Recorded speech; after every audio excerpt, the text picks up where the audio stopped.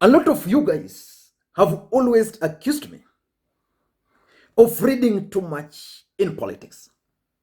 But let me tell you one thing, that in politics, nothing happens out of mere coincidence.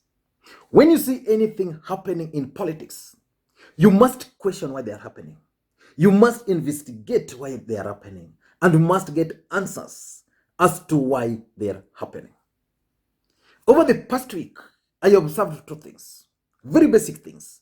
I know most of you might not have noticed them. Just two things. The first thing I observed was during Raila Odinga's tour in Embakasi East. During that tour, which was successful, Raila Odinga was only accompanied by the ODM members of parliament and MCS. No elected member of parliament from Jubilee's side, of President Uhuru Kenyatta's side, accompanied Raila Odinga to Embakasi. Only one man, Minor Commander. Minor Commander is not elected. Minor Commander is nominated. And to his credit, Minor Commander was very clear that for him, he will go wherever Raila Odinga will be and will go wherever the president will be. Mimi saa hii si wa ODM, mimi ni wa Jubilee.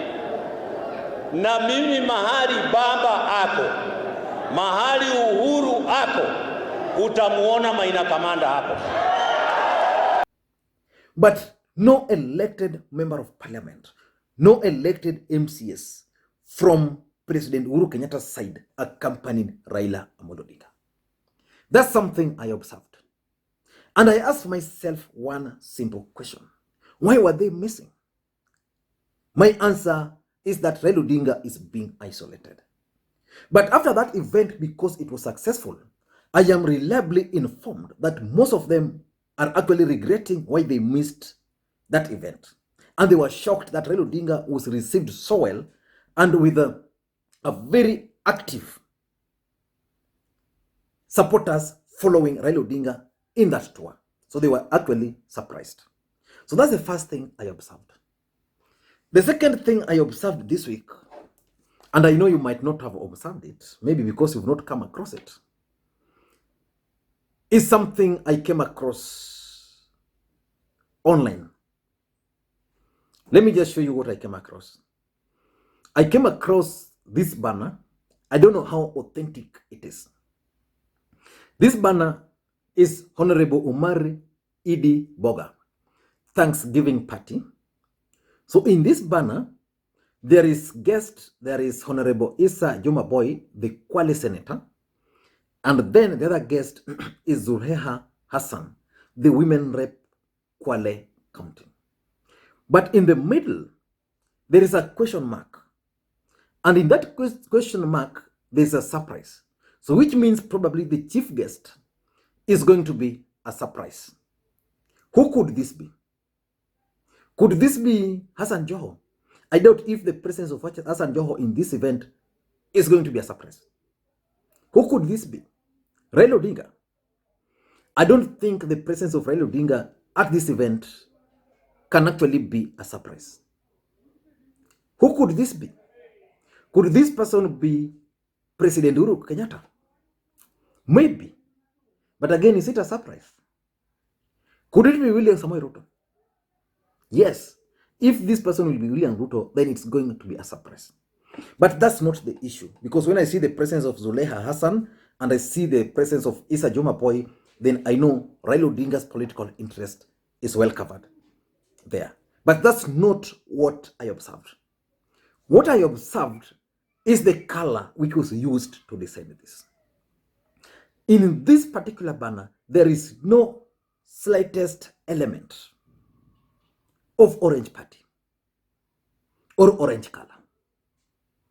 Not a slightest. What's happening? Is it possible that a new party is going to be unveiled here? I don't know. I leave it up to you, but let us wait until that time. But those two observations are not the main reason I'm doing this video. In this video today, I want us to look at why I strongly believe that Raila Odinga is being isolated, either knowingly or unknowingly, ahead of 2022 general elections. But before we do that, if you are watching this video for the first time, then I want you to just take a second or two and click the subscribe button so that next time we produce a video like this, YouTube will automatically notify you. Now, let us get back to the main issue. Raila Odinga is one of the few politicians in this country who commands a lot of support from across the country.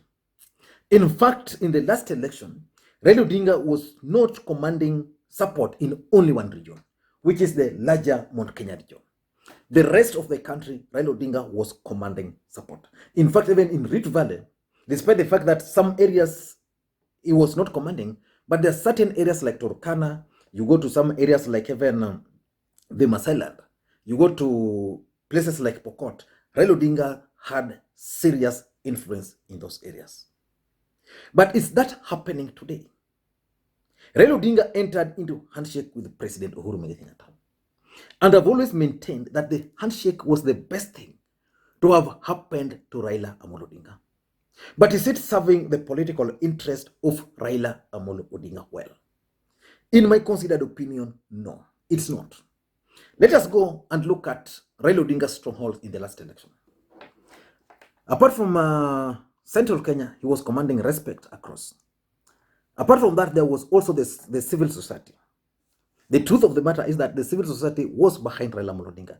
In 2007, the petition, the presidential petition, was actually filed by the civil society.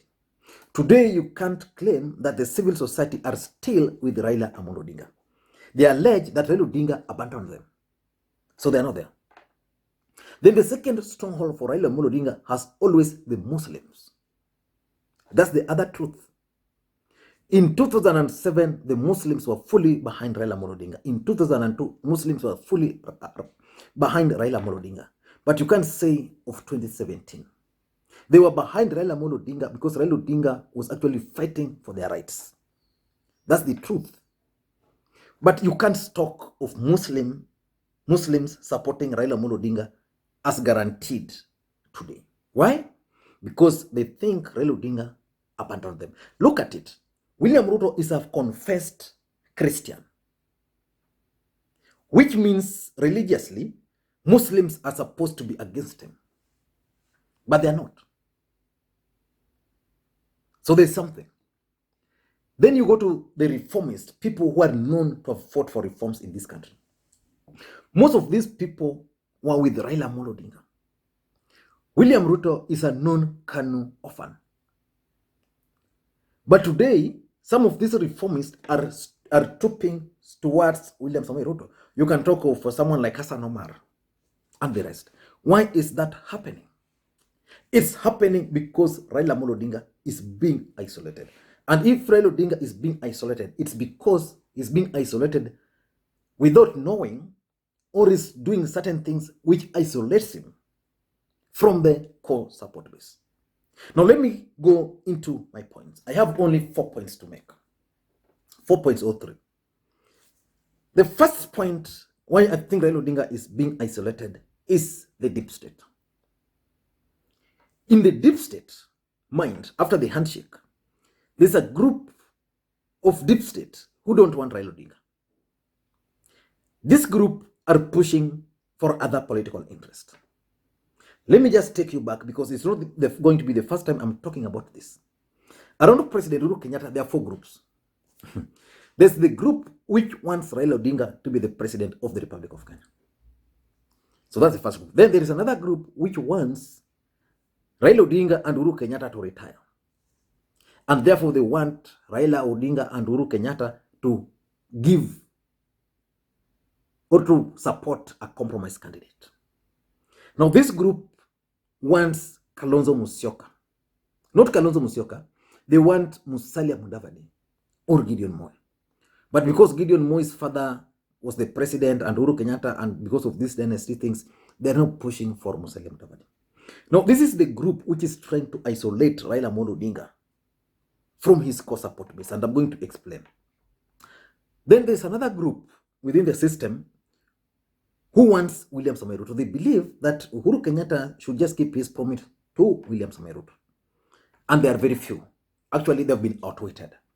And then there's the third group, which believes that the next president should actually come from within. So this group is pushing for Fred Okengo Matiang'i to be the president. And by the way, before I forget, there is even this, the second group I talked about, the group which wants a compromise candidate. The group that wants Raila Odinga to retire and Uhuru Kenyatta to retire, they want a compromise candidate. And the compromise candidate, they're floating the name of Fred Matiang'i, and also they're floating the name of Musalia Mudavadi. Now, this is the group which is trying to isolate Raila Odinga. In fact, I was talking to a friend, and he was telling me that for him, he highly suspects that this is the group which penetrated and infiltrated Msambweni, which led to the loss in Msambweni. In Matungu constituency, this same group was trying to push Raila Odinga to pull the ODM candidate or not to sponsor a candidate in Matungu. And I remember in one of the videos here, I explained to you how Musalia Mudavadi had arranged a meeting. I mean, how Francis Atuli had arranged for a meeting between himself, Raila Odinga, and Musalia Mudavadi. But that meeting was thwarted last minute. In fact, the mere fact that ODM has ventured into Matungu constituency, it's a testimony that ODM party is also trying to rebrand. But the fact is, there's a team which wanted ODM party not to sponsor a candidate. What they wanted was to project Musalia Mudavadi as the person who is best suited to succeed President Uhuru Kenyatta. So if you read the letter by Irungu Kenyatta was actually working in the best interest of this group. His main motive of that letter was to project Raila Odinga as someone who cannot be trusted by the people of the Central Kenya region. And therefore, Raila Odinga should retire with Uhuru Kenyatta and allow someone else. So that's the group which is trying to isolate Raila Odinga from his core support base. Take, for example, in the Matungu by-election. Matungu by-election is in Western Kenya. Raila Odinga is purporting to have support in Western Kenya. How then do you stop sponsoring a candidate? How do you stop sponsoring a candidate? By failing to sponsor a candidate in Matungu, it would have been claimed that Raila Odinga has lost Western Kenya. This is the same group working so hard at the cost to isolate Raila Odinga. Forget about William Ruto. William Ruto doesn't have impact. There's this group. So that's the first. The second thing which is happening is the Central Kenya politics. Central Kenya leaders allied to President Uhuru Kenyatta are all politicians. And 90% or 80% or even 100% of them have their political interest. Some of them wants to be governors. Some of them wants to be MPs. Some of them wants to be senators. Some of them wants to be MCS. According to them, the ground is hostile to Raila Odinga or for Raila Odinga. Then what do? Simple thing. Ensure that Raila Odinga is not in the picture.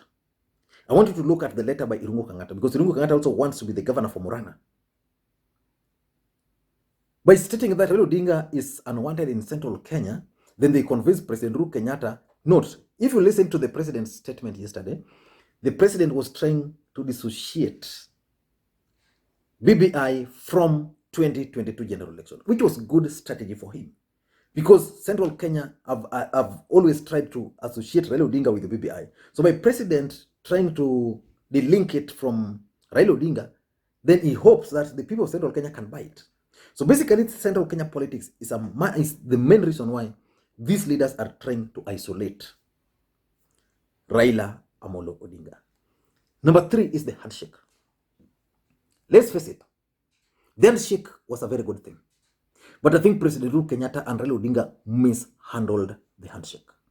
And because they mishandled the handshake, today the handshake is unpopular. And then they came up with the Building Bridges Initiative process. The BBI also is a good thing for me.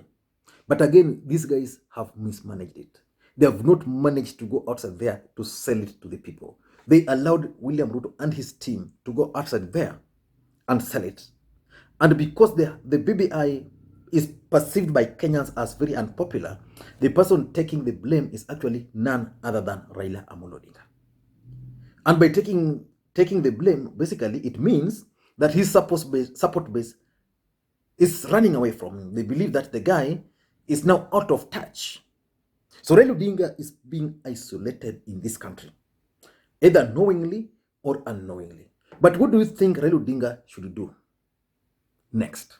I want to read your comments on that, because that's likely going to be our next video tomorrow. What do you think Raila Odinga should do to avoid being isolated? Let's face it, NASA is dead, so which means NASA principles are not with Raila Odinga, although Uhuru Kenyatta is trying to bring them together. ODM as a political party is yet to revamp itself, and again, that one will take time. Number three, there are several governors in this country who are in ODM. Most of these governors also want their political interest to be catered for. So most of them are not seeing future in ODM. So they are also trying to plot their own political future. But what do you think Raila Odinga can do to be able to remain as one of the strongest politicians in this country? Let me hear your thoughts. And thank you guys. Please, again, just click subscribe button if you've not. And again, the best thing I want you to do, and I want you to do this for me as a favor, please just click thumbs up on this video. I want to see how it's going to perform. Just click thumbs up so that we see how it's going to perform. It's long since you did that, and it's long since I appealed to you guys to do that. Thank you guys, and please may you have a good day.